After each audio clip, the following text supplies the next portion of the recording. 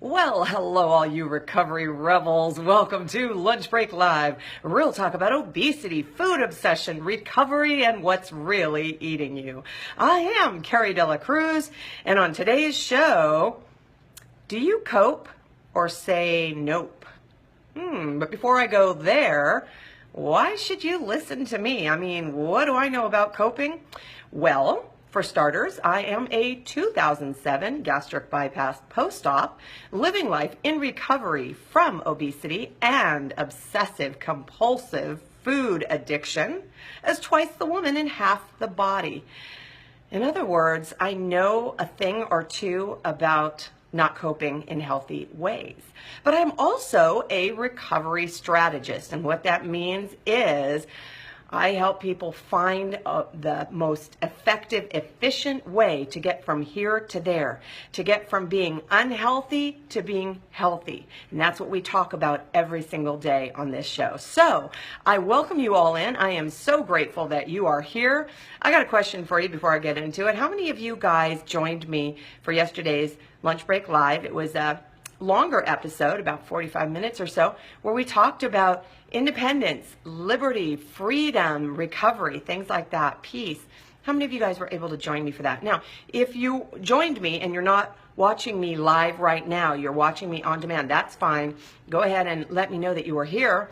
And the other thing is, please comment. If you are not watching live but are watching on demand, please comment as if you're here live, because as you may have noticed, I always sweep back in and reply to your comments, okay?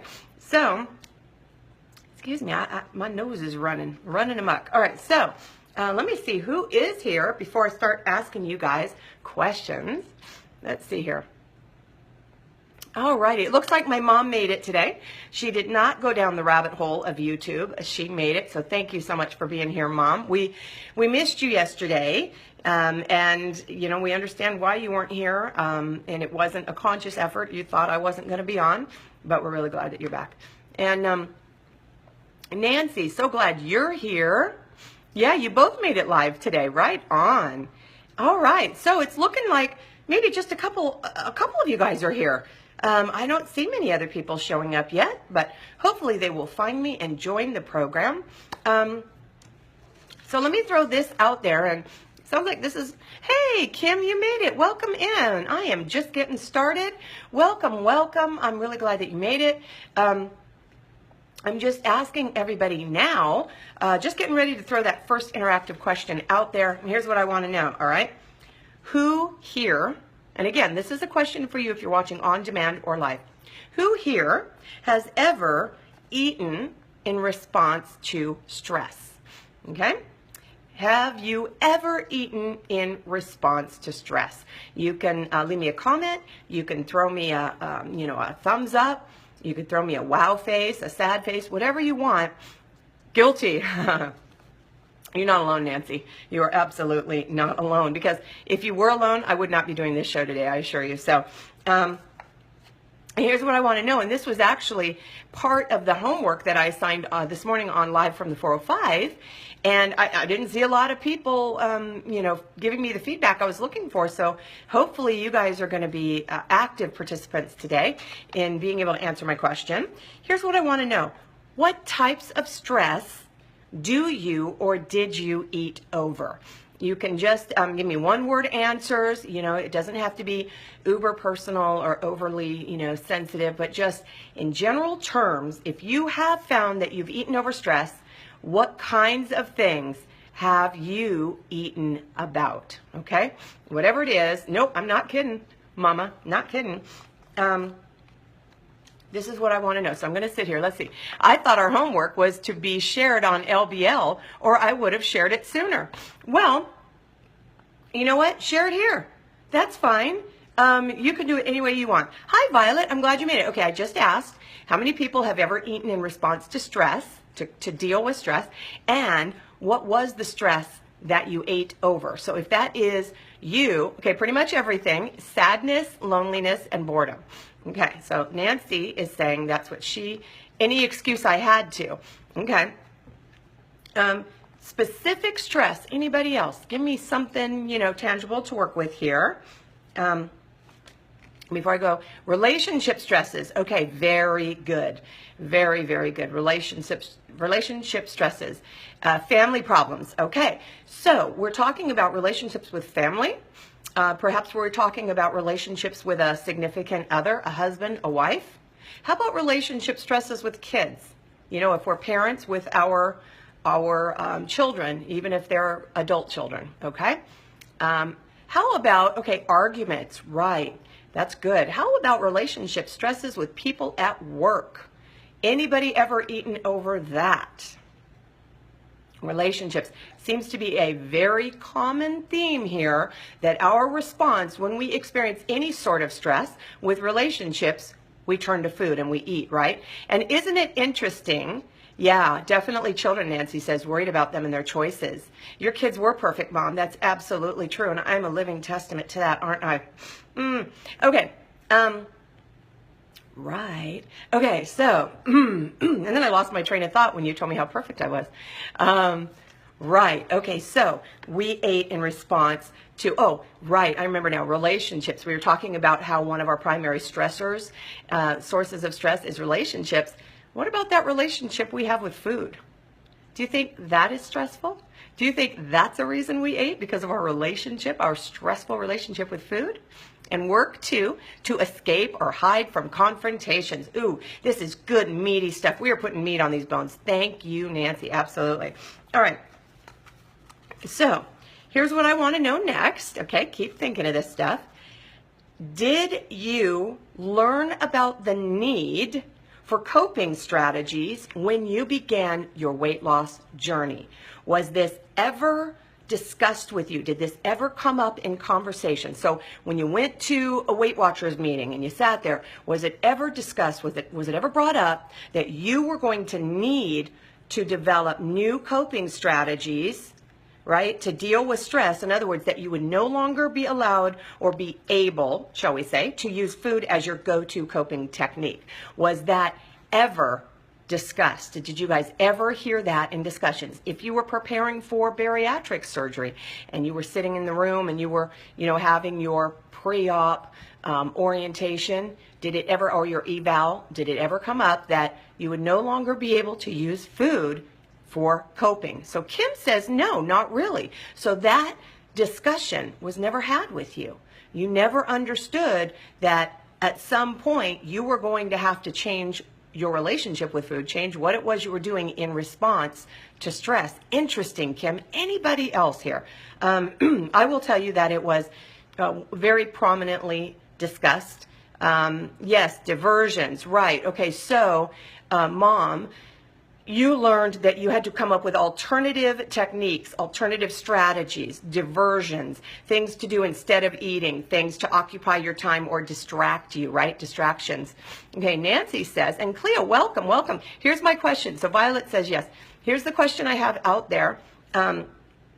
Cleo, I'm asking if people ate in response to stress, if they ate, what kinds of stress they ate in response to, and we established the fact that it was typically relationships, stresses, family relationships, at work, fear of confrontation, stuff like that.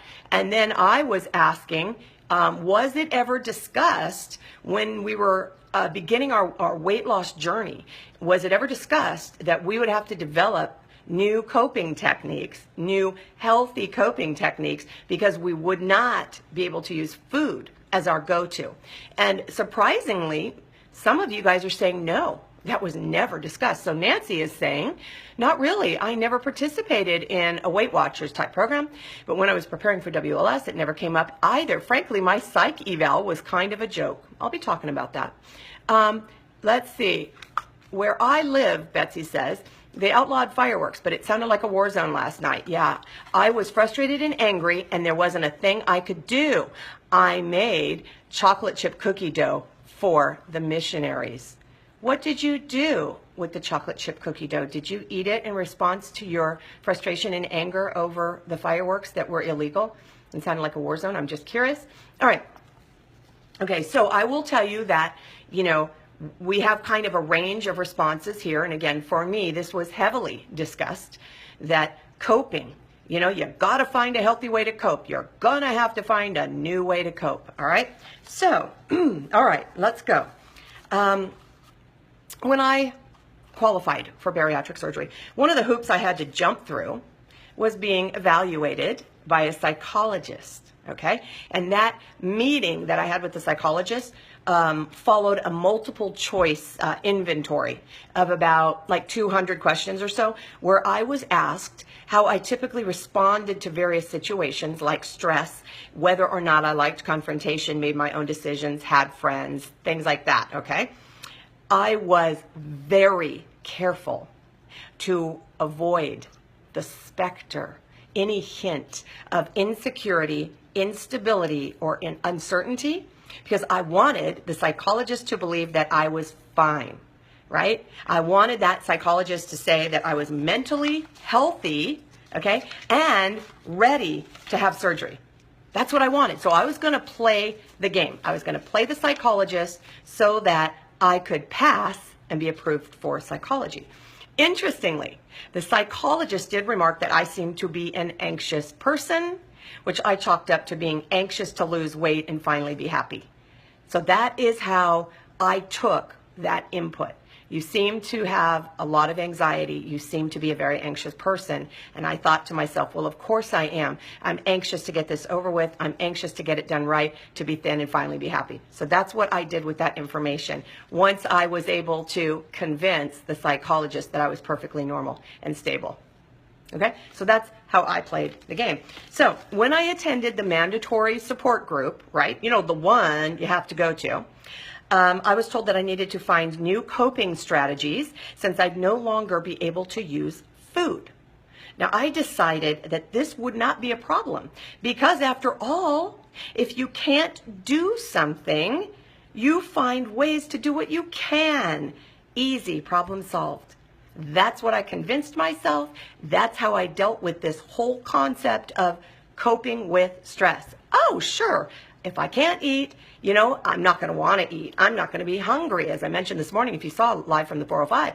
Absolutely. You know what? I'm not going to be able to eat fats and sugars, and I'm not going to be able to eat very much. So that whole idea of using food to, you know, overeating, oh my gosh, that's going to be a thing of the past. So I'll just work out. You know, because I'll just feel so much better about the things I stressed about. And after all, the chief reason for my stress was my obesity, right? I was stressed because I was fat. That's it. And once that problem's solved, I won't be stressed anymore. And yeah, okay, I'm a little anxious, but you know what? My normal state, my default setting is stress. It's what I do. I create it. I create stress in my life because I work better under pressure, right? That's the discussion I had with myself. But what would I have to cope with? I don't think anybody ever brought that up with me necessarily. Stress? All right. We talked about the fact that I lived in a constant state of stress. So, yeah, whatever. Stress about what? Money, marriage, parenting, job, life? Oh, well, I don't know. I mean, all of those things will just take care of themselves when I'm skinny. You know, it won't be a problem. That's what I decided. Well, perhaps I should have looked up the word cope to see if that's what I was really doing when I overate. Okay? So here is what I would say if someone asked me what coping meant. And this is one of the definitions, one of the threads, the definitions for coping. Ready? To cope, to manage, survive, subsist, look after oneself, fend for oneself, carry on, get by, get through, bear up, hold one's own, keep one's end up, keep one's head above water. Yep, that is exactly what I was doing. I was trying to keep my head above water, hold my own, manage, survive, check, right? And none of those things would be a problem for me once I was thin. Okay, see? Again, problem solved. So coping was not going to be a problem. Okay, but guess what? There's more to the definition of coping. And here is where I think we need to hang out. This is where I think we really want to focus if we are talking about living in recovery, okay? Here's what I think. The definition of coping, which actually comes before those other synonyms that I just gave you, is this: to deal effectively with something difficult, to deal with, handle, manage, address, face, up to, confront, tackle, come to grips with, get through, weather, come to terms with. Well, those words sound very, very different than just surviving, just ducking, and taking cover, stop, drop, and roll. That's very different. That's more active. That's more going out and meeting the source of stress. That's like going out to it and saying, putting your hands on your hips and saying, bring it, let's go, let's deal with this now, rolling up my sleeves. Okay, the way I was dealing with it was duck, hands over your head, climb under the desk. Okay, that's what I did, all right? But coping means to face and deal with responsibilities, problems, or difficulties, especially successfully, okay? Or, I like this part, in a calm, adequate manner to deal with and attempt to overcome problems and difficulties. I used to focus on just pretty much neutralizing or satisfying or just kind of calming so that it didn't hurt so much. But I never focused on coping skills with the goal of dispatching or dealing with and resolving so that it wouldn't come back at me again. I just knew it would always come back. And my job was to survive it. That was how I defined coping. That was how you know what that really was? That was saying, nope, not going to deal with it. That's what that was when I said, I'm just going to survive and I'm going to just eat. I'm going to eat chocolate chip cookie dough ice cream, in my case. That was saying, nope, not going to deal with it. That was my version of coping. Okay? So, very interesting. Guess what the opposite of coping is? I looked up a few antonyms because I love to do that. Yield, surrender, retreat, give in, refuse. Guess what? Those words sound a whole lot more like what I was doing. I was giving in. I was retreating and yielding and saying, no, no, stop, stop, eat, eat, eat, eat. I refuse to deal with you. And that was my version of coping. How many of us share that version of coping, that interpretation, that definition? How many of us have spent our lives actually not coping at all, but rather avoiding, doing anything but coping and attending to, dealing with, facing, confronting, right? Okay, resolving. How many of us? All right, I did that all the time. Did it all the time, especially when I felt out of control, which was a lot. I'd retreat because I thought I could control everything and wanted to control everything. And when people did not behave and do what I wanted them to do, that was very frustrating. And so in order to cope, I'd retreat to the box of cookies. When someone scared or intimidated me, which was a lot of the time, I'd surrender or yield because I didn't want to fight, because I knew I'd lose, okay? When things got too hard, I'd refuse to find resolution, and I would dig my heels in, say, not going to do it. I'm not going to go there, and you can't make me. If someone was stronger than me, I'd yield to them. You win. You win. Just don't hurt me. Please just don't hurt me, okay? Each of these responses, or rather reactions, really, made me feel powerless, worthless, incapable, stupid, and afraid. And what do people who are powerless, worthless, incapable, stupid, and afraid do? They eat. If they're dealing with obesity, if they're dealing with food obsession, they eat. It's what they know. It's what I knew. It's what I always did. All right? So I wasn't coping. I wasn't. I was avoiding. When things got too hot, I ran away. When I was challenged, I backed down. And when I felt humiliated, I ate. Because I felt miserable. And that's what miserable people do.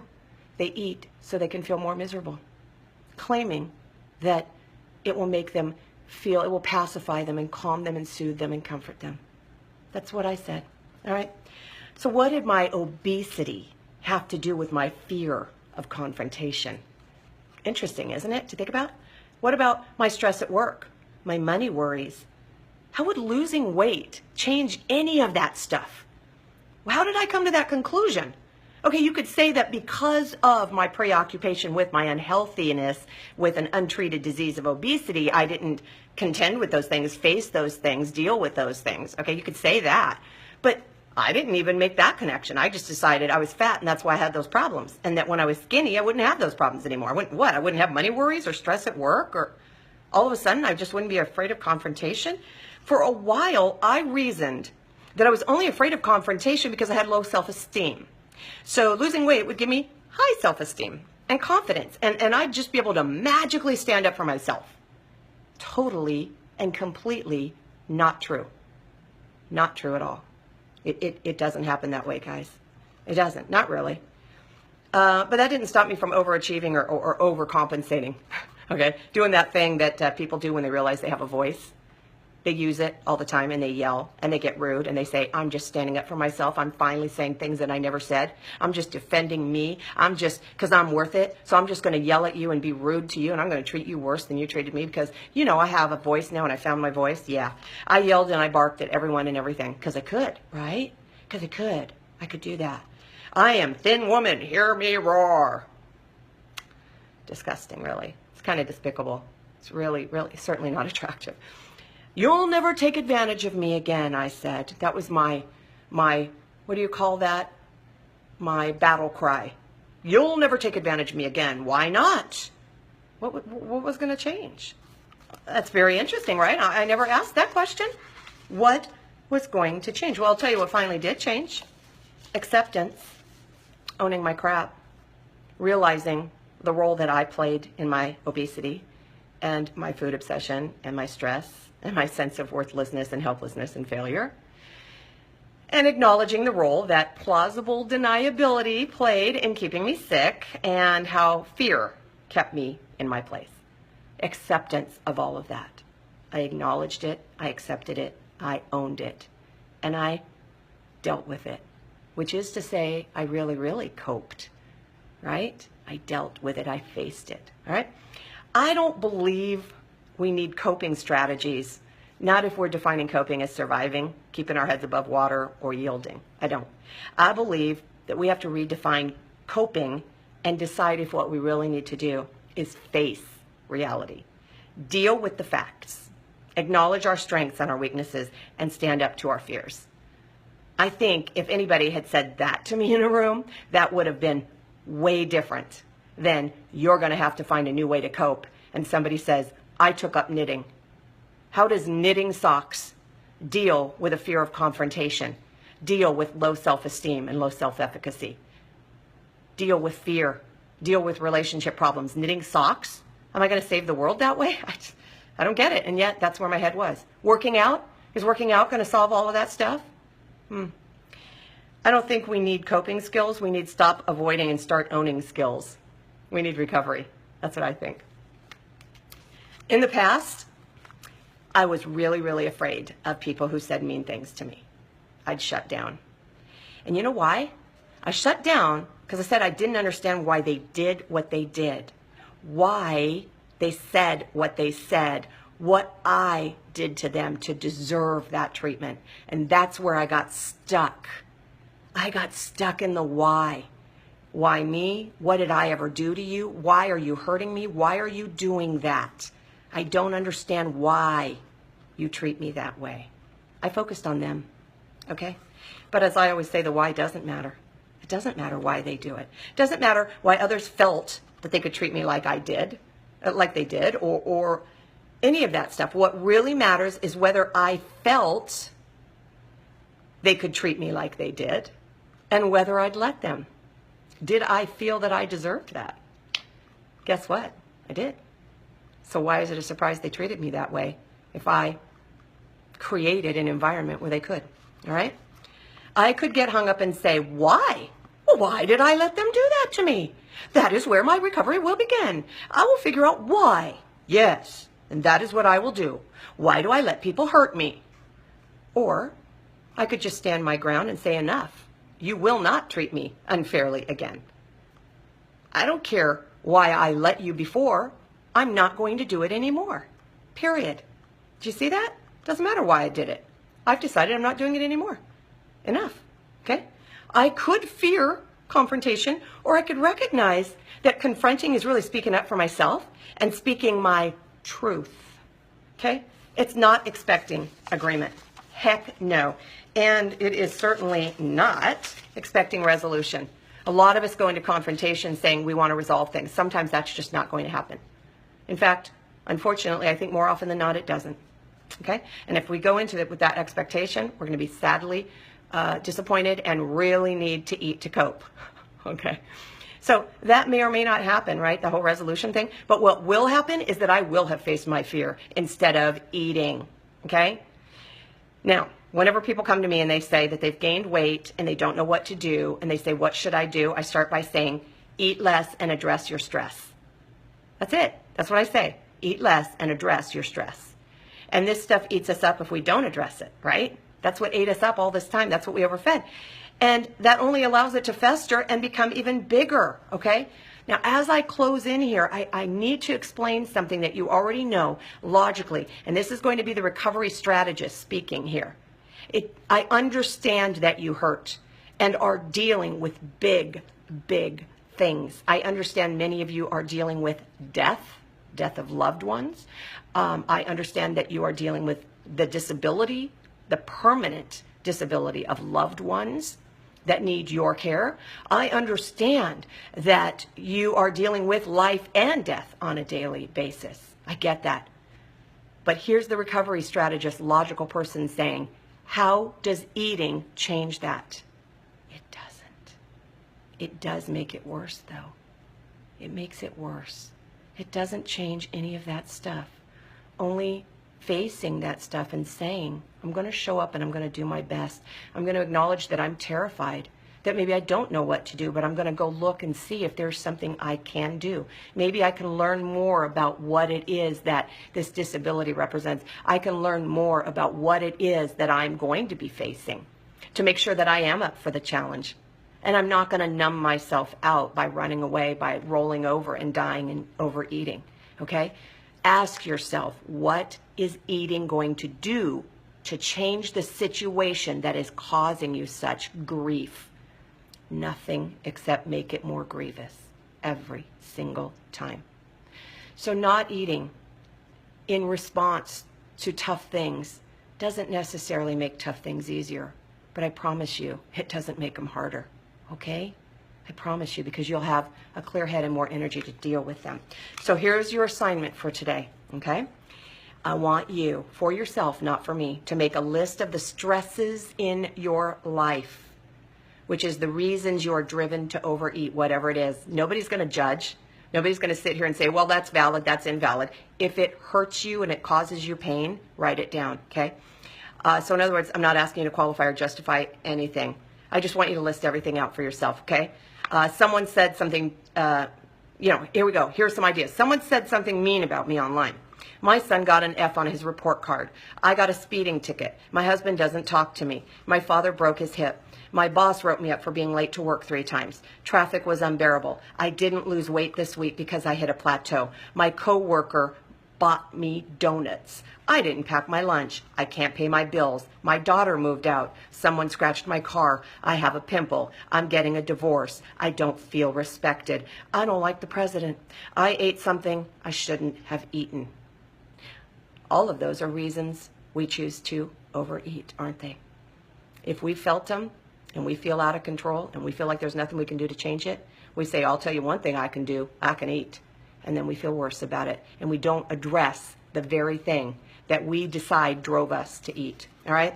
Whatever it is, big or small, scary or funny, write it down. Okay? Write it down. I mean it, because that's why we do the work on this show. Next, I want you, right next to each stress, I want you to write what you do to cope. Write what you do now, which is most likely eat or run away or deny, okay? Hide, okay? And then I want you to write something that you may be afraid to do that you know would really benefit you if you chose to do it, okay? This is going to require some courage and some creative thinking, okay? All right? And over the next few days, we are going to work on a recovery strategy for dealing with life on life's terms rather than finding a substitute method of coping by not coping, okay? And since we are up against the half-hour mark, I will come back and I will read your comments. I have seen lots and lots of your responses floating by. I will sign off with 2 comments very quickly. Number 1, super excited about our Recovery Rebel t-shirts. Went out for a quote today with my guy and said, need them fast, need pricing, tell me what it's going to take so I can get them out there. You guys can order them and I can get them shipped to you. That's number 1. Number 2, please consider supporting the show by becoming a patron. It's easy, it's painless, but oh boy, would that help me and relieve a little bit of my stress. You see, I'm doing something about this. I'm asking people for help and support. So if you benefit from this program, if you feel that it is worth it, you know, just like public television, if you feel like what you're getting is worth it and you want to bring this, make it available to more people, again, Lunch Break Live will always be live, and it will always be free. But guess what? There's other things in me that want to come out that I would love to be able to do, but they cost money. So consider supporting me by going to CarrieDelacruz.com/Patreon, Patreon. Become my patron. It's so worth it, and you just might get a discount on a t-shirt. All right, you guys, I got to sign off. I'm going to remind you all to have courage, seek peace, embrace joy, and above all, live. Don't run away from. Live your recovery. Remember, you can't stop eating what's feeding you. Wait. You can't stop feeding what's eating you if you don't know what's eating you. Ay. I'll see you guys tomorrow. Remember to share the show. Take care. Bye.